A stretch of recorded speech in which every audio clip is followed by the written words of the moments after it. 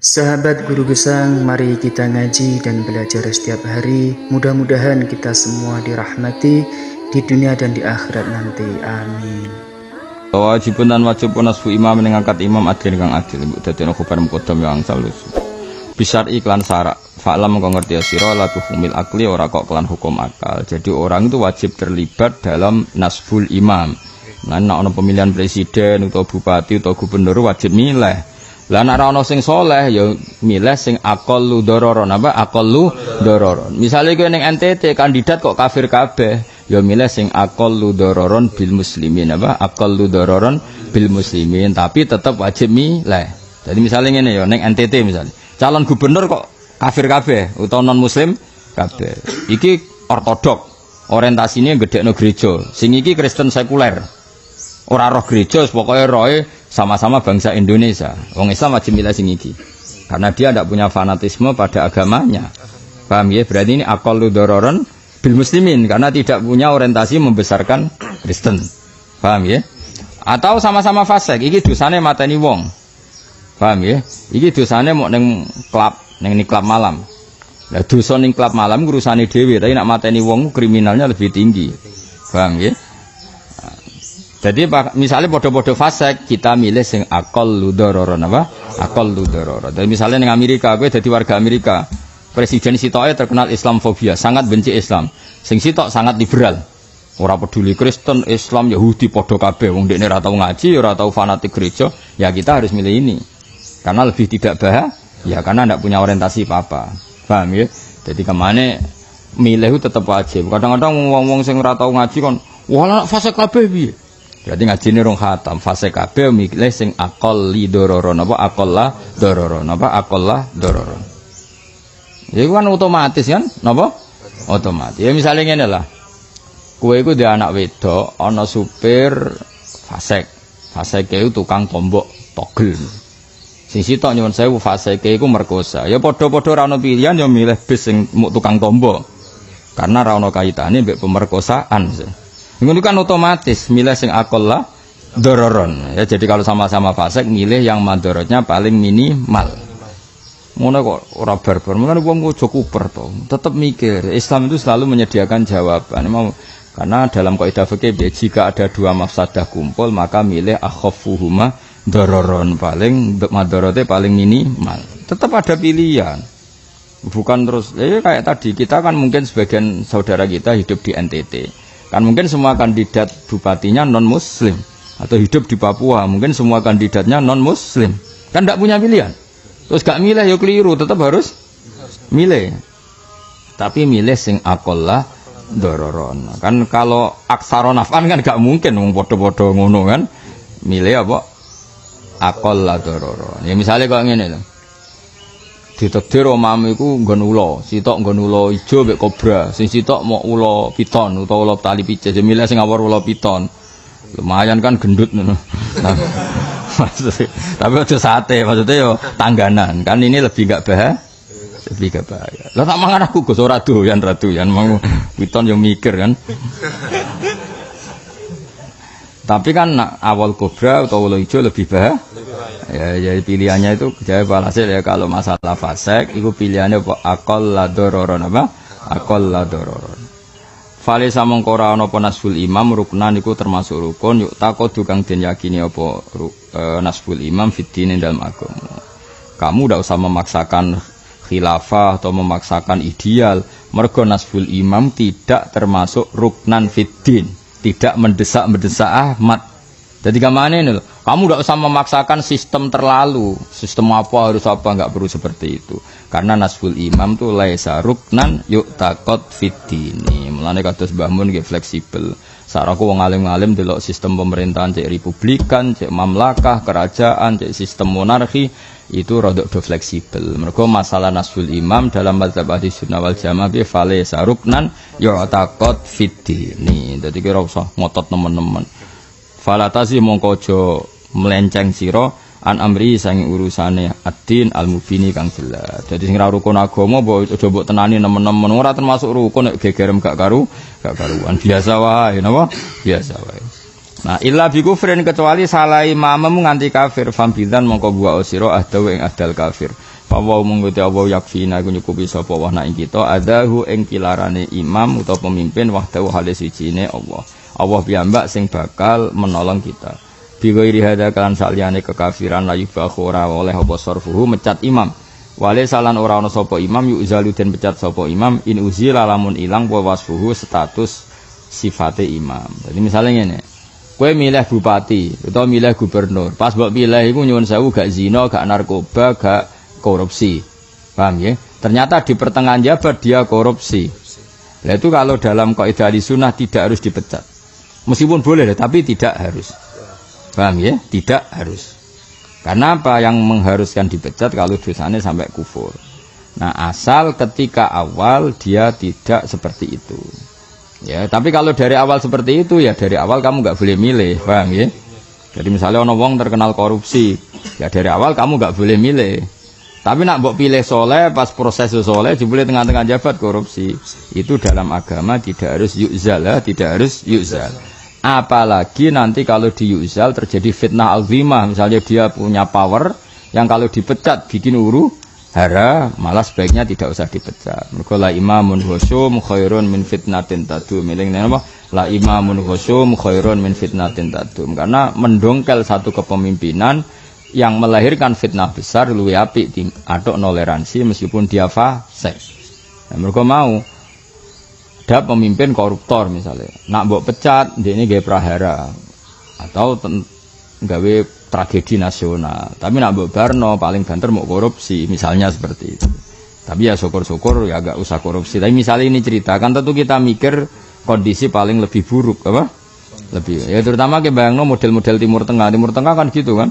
Misalnya daerah-daerah tertentu ya Saddam Hussein lah dulu zaman cerita Saddam Hussein yang jangan semua Timur Tengah Saddam Hussein lah sudah yang contoh dulu Saddam Hussein kan menggulingkan pernah paman akhirnya terjadi revolusi ketika Saddam mikir ya revolusi artinya gini setiap satu pemimpin tidak ideal digulingkan kan melahirkan tragedi kayak Libya dulu orang kecewa dengan pemimpin sebelumnya dikudeta Pak Gaddafi kan Pak Gaddafi dikudeta terus akhirnya Libya sampai gak berbentuk negara sampai sekarang artinya kalau nuruti ideal malah sebuah negara itu nggak punya pemimpin.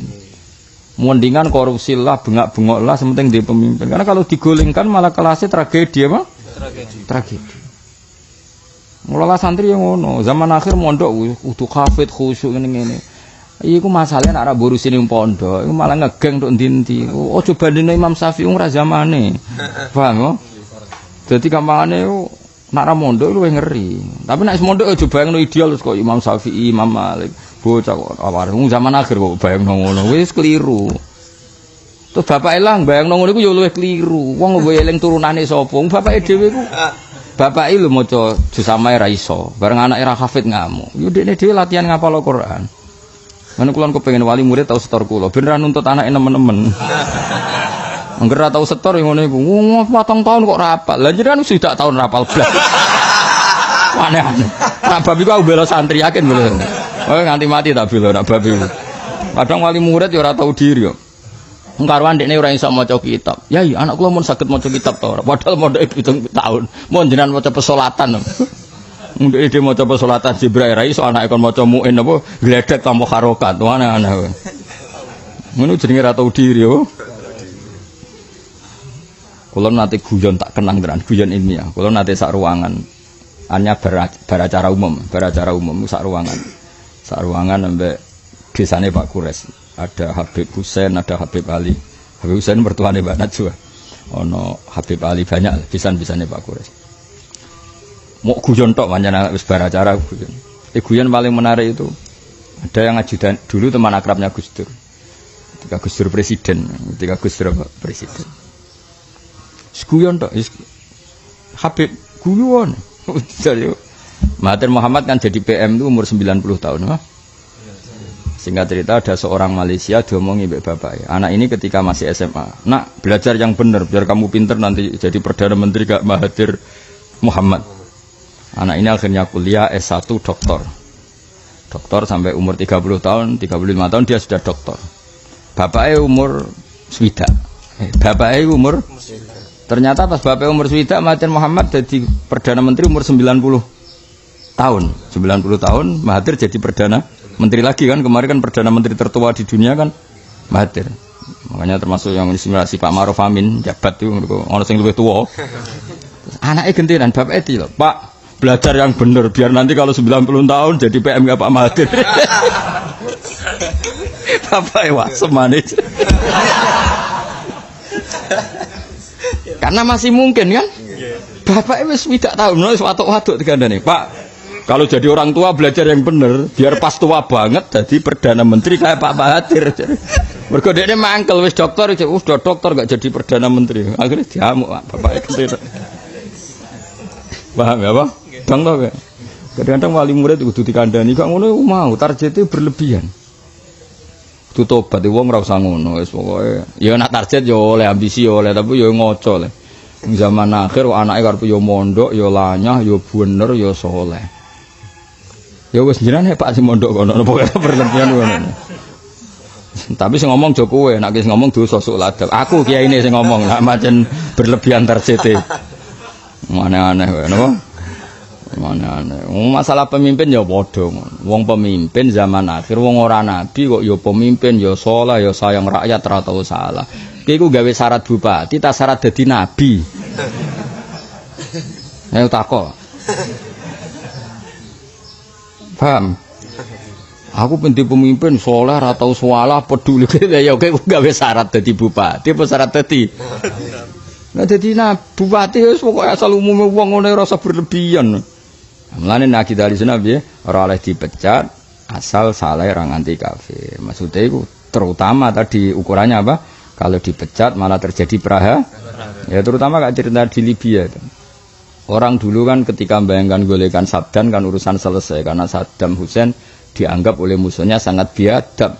Setelah digolengkan ternyata revolusi sampai sekarang Irak itu enggak berbentuk sebagai negara. Rata-rata kan gitu kan, kepenggulingan pemimpin rata-rata Pak kayak yang Syria kan, orang kecewa dengan Bashar Assad mau digulingkan. Bashar Assad enggak mau. Makanya kan Syria sampai sekarang kan enggak berbentuk negara saking kreditnya. Beda andai kan ya sudah seperti itulah, enggak usah dijelaskan panjang lebar. Walhasil mau kula ini nerangno kenapa akidah Ahlussunnah seperti ini illa bi kufrin fam bidanna ahdahu fa wa yakfina adzahu wahdahu bi ghairi hada la yubahu sarfuhu wa laysa yu'zal in uzila wasfuhu. Jadi kalau ada salah-salah yang selain kafir, apalagi salah itu bisa dimaafkan atau salah itu lebih ringan ketimbang kalau ada revolusi chaos, maka kita harus menoleransi. Mulane wa hadza ma'ali Ahlussunnah wal Jamaah kama alihil qaidah yuktafaru fid dawam ma la yuktafaru fil ibtida. Nah ini dalil bahmun al imamul khusyum khairun min fitnatin tadum. Imam sing lacut atau pemimpin sing lacut sing fasik luwih apik timbang fitnah berkepanjangan. Elinge napa al imamul khusyum khairun min fitnatin tadum. Bahwa imam fasik is fasik-fasik sithik iku luwih gampang kita toleransi timbang nak digolengno jadi praha. Ini contoh paling gampang Syria sama Libya. Itu kayak apa orang merindukan pemimpin adil bareng digolengno sing fasik malah terjadi chaos. Chaos terus panjang. Sama alhamdulillah kita dadi ahli sunnah apa wal jamaah sing duwe paham apa al imamul khusyum khairun min fitnatin tadum. Ya maulah misalnya gede bojo cerewet ngene-ngene wae sabari wae. Luwih loro status duda wis dah ngandel. Kowe pegatan. Terus menawa wong pegatan dititeni lho mek rondo-rondo. Iki dhisik di bojo ayu, cerewete dipegat. Sampeyan aku nang dikonokno. Kan terus ribet kan? Akhire wong terus trauma, mbek raimu trauma. Mergo pamane pegatan pindho ping 3 wong kan nggih padha wong wedok kok sering dipegat sing lanang. Yo ngawin kan yo mikir. Kabeh wong lanang ra kuat. Ya tapi nek kowe sabar, kan paling banter mau diujar-ujari tok. Tapi mutu-mutu kan gagah, di bojo duwe, anak piro 5. Padahal sing tukaran dia anak, itulah istimewanya kami. Anak keren kan? Tukaran terus tapi anake wae. Wan jos apa? Jos. Wis termasuk keajaiban dunia kan malah keren. Paham ya? Dadi wong yo mikir sing luwih ekstrem. Ya padha kowe ndi atuk Joko tua asal untuk bojo asal wedok. Ya atuk untuk bojo asal wedok. Timbang golek ideal akhirnya ra entuk. Sing ideal ora gelem mbek kowe kan akhirnya ribet. Aku golek bojo sing nasab, sing pinter, sing hafidhah, sing qanaah, sing ayu. Ya ora ono, umpama ono ora gelem mbek kowe kan. Lah akhirnya piye ya atuk rabi asal wedok. Kan terus gagah, payu ngawur. Ya cuman yo aja resepsi mari wong dosa mah. Iya kan? Waduh elek resepsi agar wong delok ngenyak, agar wong delok ngenyak. Mari dosa, cara ini mari dosa. Mari wong komen apa? Komen. Jadi ribet. Biasa wae wae rapi. Supaya mati sok ya mati. Rasa undang-undang kanca ya mati. Sing wae mlebu neraka ya mlebu. Sing kok wae swarga ya swarga. Ini swarga malah lali kanca, saking widadari malah ra buta kanca. Nah yang dibojo ning donya wae elek cerewet ning swarga widadari akeh malah lali apa? Kanca. Ning neraka tambah lali siksa.